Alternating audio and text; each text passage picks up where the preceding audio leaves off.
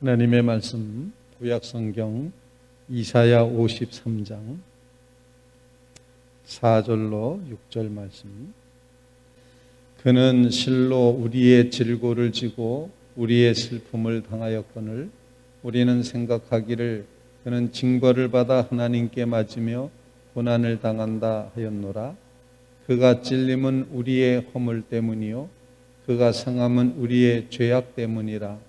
그가 징계를 받음으로 우리는 평화를 누리고 그가 채찍에 맞음으로 우리는 나음을 받았도다. 우리는 다 양 같아서 그릇 행하여 각기 제 길로 갔거늘 여호와께서는 우리 모두의 죄악을 그에게 담당시키셨도다. 아멘. 살아계신 하나님의 말씀입니다. 고난받는 종 네 번째 노래의 중간 부분인 오늘 본문 말씀을 통해서 성금요일에 주님이 주시는 우리의 기도 제목을 같이 나누는 시간이 되었으면 좋겠습니다. 금요일날 이른 새벽에 이제 대제사장들과 서기관과 바리새인들, 유다 당국자들은 체포되어 온 예수님을 신문하기 위해서 모여들었습니다. 산헤드린 공의회에서 이제 저들이 예수님을 신문하기 시작을 합니다. 결국에는 결론은 빌라도 법정으로 데리고 가고, 그리고 거기서도 빌라도는 손을 씻음으로써 너희가 이제 너희 뜻대로 하라고 십자가에 내어주라고 그렇게 이야기를 하게 됩니다. 결국은 주님은 슬픔의 길 비아 돌로로사를 걸으시고 갈보리 골고다 언덕 그곳으로 오전 9시쯤 아마 십자가에 달리시고 6시간 정도를 십자가에 달리셨다고도 전해지는데 오후 3시쯤에 다 이루었다. 내 영혼을 아버지 손에 부탁하나이다. 하고 예수님이 십자가에 달려 돌아가시는 날이 바로 이 금요일 날이 됩니다. 우리 죄를 대속하시기 위해서 십자가를 지신 주님의 그 십자가를 기억하는 그런 귀한 날, 오늘 주신 본문 말씀이 정말 예수님의 십자가 사건을 잘 보여주는 그런 말씀이라고 생각을 할 수가 있습니다. 본문을 읽으면서 예수님의 그 십자가 고난받는 여호와의 종의 모습은 우리를 대속하시기 위함이라는 것을 우리에게 분명하게 가르쳐주고 있습니다. 대신하는 것입니다. 대신. 그래서 본문에는 우리의라는 단어를 많이 표현을 하고 있습니다. 우리의 질고를 지고 우리의 슬픔 이렇게 표현을 하고 있고, 우리의 허물 때문이요 우리의 죄악 때문이다. 그리고 우리의 모든 죄악을 이렇게 표현함으로써 우리의 것을 주님이 대신 담당하셨다는 그런 대속의 의미를 가르쳐주고 있습니다. 대신 속하는 것입니다. 대신 죄를 사함받는 것입니다. 죄값을 치르는 것입니다. 그래서 대속이라고도 말하고 속량이라고도 표현을 하고 구속이라는 단어도 사용을 하게 됩니다. 이 모든 것은 다 하나님은 반드시 하나님이 원하시는 어떤 의의가 있다는 것입니다.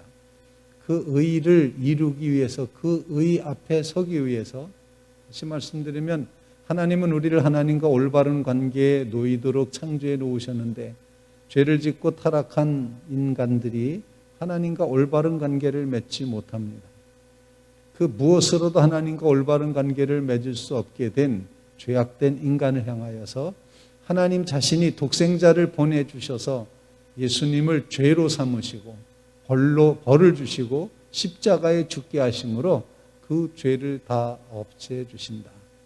그러므로 우리는 아무것도 안 했는데 날 대신하신 예수 그리스도의 그 십자가를 믿기만 하면 주님은 우리의 모든 죄를 다 짊어지시고 죽으신 하나님의 방법에 의해서 하나님 앞에 의롭다 인정함을 받고 하나님과 올바른 관계를 맺게 된다는 것입니다. 구속의 의미, 대속의 의미, 속량의 의미, 하나님이 용서해 주셨다는 사실을 우리에게 선포하고 선언하고 있는 것입니다. 이 대속의 은혜를 기억할 때 우리의 마음속에 드는 것은 이다지도 허물되고 이다지도 죄인된 우리를 하나님은 그다지도 사랑하셨습니까? 라는 그런 결론을 얻게 되는 것입니다. 스스로를 돌이켜 볼 때도 정말로 아주 속속들이 죄된 인간, 끊임없이 죄 짓고 있는 인간, 불의한 인간, 도대체 하나님 앞에 설 수 없는 그런 인간임에도 불구하고 이다지도 지독한 죄인을 하나님은 그다지도 큰 사랑으로 우리를 용서하셨다. 이것이 대속의 의미라는 것입니다. 오늘 성금요일 우리의 죄를 대속하신 하나님의 그 크신 사랑을 꼭 기억하는 믿음의 성도들이 되시기를 주님의 이름으로 부탁을 드립니다. 이렇게 대속의 결과를 본문에서 가르쳐 줍니다. 그 첫 번째 결과는 하나님과 올바른 관계를 맺게 된다는 겁니다. 그래서 평화를 누리고 이렇게 표현을 하게 됩니다. 주님은 우리의 슬픔도 지셨습니다. 또 주님은 우리의 고통도 짊어지셨습니다. 그래서 그가 찔림은 우리의 허물 때문이요 그가 상함은 우리의 죄악 때문이라 그가 징계를 대신 받음으로 우리는 먼저 평화를 누리고 이렇게 되어 있습니다. 이 평화라는 것은 하나님과의 올바른 관계를 의미하는 것입니다. 하나님 앞에 떳떳합니다. 하나님 앞에 나아갈 수 있습니다. 하나님 앞에 편안할 수 있습니다. 하나님 앞에 두려워서 숨었던 아담과는 달리 하나님과 올바른 관계를 맺으며 하나님 앞에서 기뻐하며 뛸 수 있는, 내가 하나님 안에 있고 하나님이 내 안에 계신 그 평안을 우리에게 결과로서 허락해 주신다는 겁니다. 그래서 우리는 예수 그리스도의 십자가를 바라보며 하나님과 우리 사이가 열렸음을, 하나님을 향하여 나아가는 길이 뻥 뚫려 있음을, 성전의 휘장 위로부터 아래까지 쫙 갈라져서 하나님 앞에 담대히 나아갈 수 있음을 우리에게 증거하고 보여주고 있는 것입니다. 여러분이 누리고 있는 이 평화, 하나님과 올바른 관계를 맺는 것, 이것이 신앙의 가장 중요한 모습인 것을 기억하시면서 주님 앞에 나아갈 길을 열어주시고 하나님과 올바른 관계, 평화를 주신 것을 감사합니다 고백하며 나가는 믿음의 성도들이 꼭 되시기를 주님의 이름으로 부탁을 드립니다. 대속하심으로 우리에게 주시는 그 놀라운 은혜는 그 다음에 우리로 하여금 온전케 하시는 그런 모습을 보여줍니다. 그가 채찍에 맞음으로 우리는 나음을 받았도다. 나음을 받았습니다. 다른 말로 표현하면 회복되었다는 것입니다. 구원받았다는 것입니다. 떨어졌던 자리에서부터 다시 올라왔다는 것입니다. 타락했던 자리에서부터 다시 하나님의 높이만큼, 하나님 앞에 나아갈 수 있는 만큼의 높이로 회복되었다.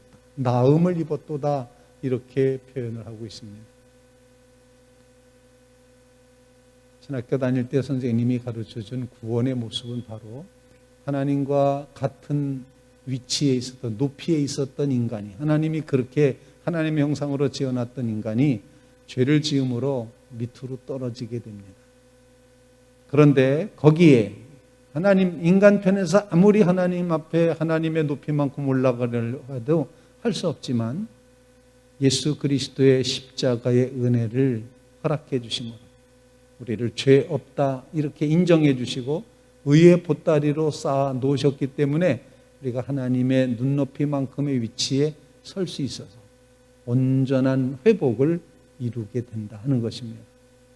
오늘 주님의 십자가가 여러분을 회복하시고 여러분을 낫게 하심을 꼭 기억하시기를 간절히 바랍니다. 주님의 십자가가 나를 회복했습니다. 주님의 십자가가 나를 낫게 했습니다. 주님의 십자가가 나를 구원하였습니다. 이 고백의 마음을 가지고 주님을 향하여서는 믿음의 성도들 다 되시기를 주님의 이름으로 부탁을 드립니다. 오늘 이다지도 죄인인 나를 그다지도 사랑하셨습니까? 이 고백의 마음으로 오늘 하루를 지내는 믿음의 성도들 다 되시기를 주님의 이름으로 부탁을 드립니다.